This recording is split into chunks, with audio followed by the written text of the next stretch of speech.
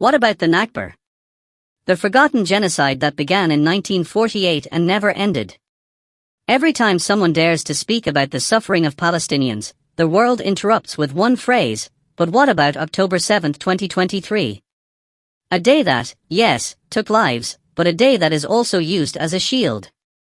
A shield to hide the blood-soaked history of a colonial project built on displacement, erasure, and ongoing genocide. What about October 7th?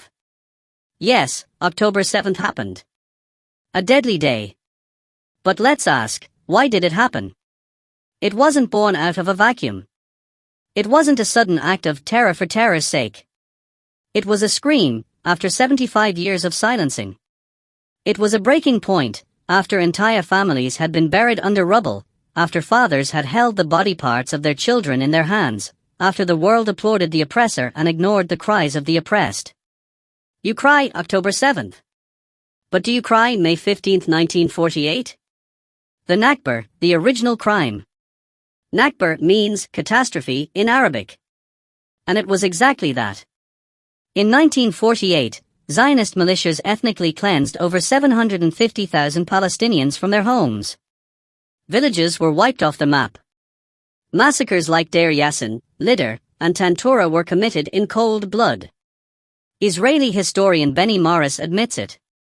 Israeli soldier testimonies confirm it. They raped. They killed. They expelled. They buried entire communities in silence. And still, the world turned the page, as if it never happened. But it did. And for Palestinians, it never ended. The genocide that never paused. From 1948 to 2023, and beyond, Israel has continued its war against an entire people. Over 2 million people trapped in the open-air prison called Gaza, blockaded, starved, and bombed. Thousands of children killed in operations cynically named Protective Edge, Cast Lead, or Iron Swords. Homes demolished in East Jerusalem. Olive trees uprooted in the West Bank. Journalists, medics, and civilians executed without consequence. In 2023 alone, Israel dropped more bombs on Gaza than the US dropped on Afghanistan in a year. Hospitals targeted. Schools flattened. Mosques leveled. And the world said, but Hamas. Hamas, Hamas, Hamas. Enough. It's a broken record, but Hamas hides behind civilians. But Hamas fires rockets. But Hamas is the problem. Let's be honest, Hamas didn't exist in 1948. Hamas didn't massacre the people of Deir Yassin.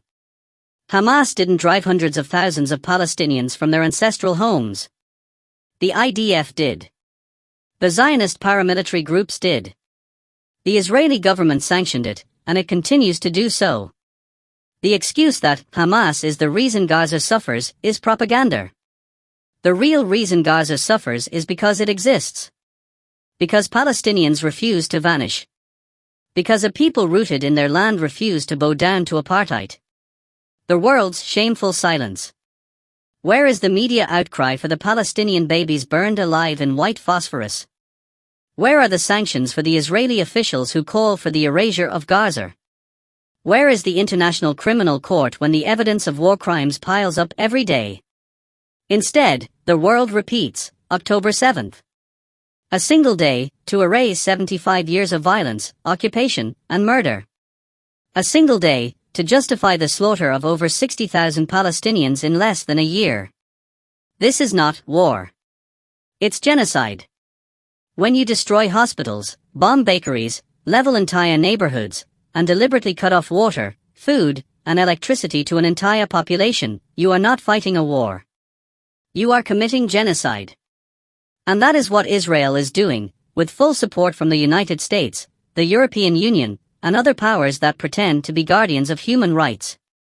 History will remember. One day, this silence will break. One day, the archives will be opened. One day, the testimonies of IDF soldiers who admit to murdering civilians will not be buried. One day, the world will say, we knew, and we did nothing. But today, we speak. Today, We refuse to let October 7th be used as a weapon to justify a genocide that started in 1948 and continues in 2025. No justice without truth. No peace without accountability. Palestine lives. And so does the memory of every child murdered under the rubble, while the world said. But Hamas,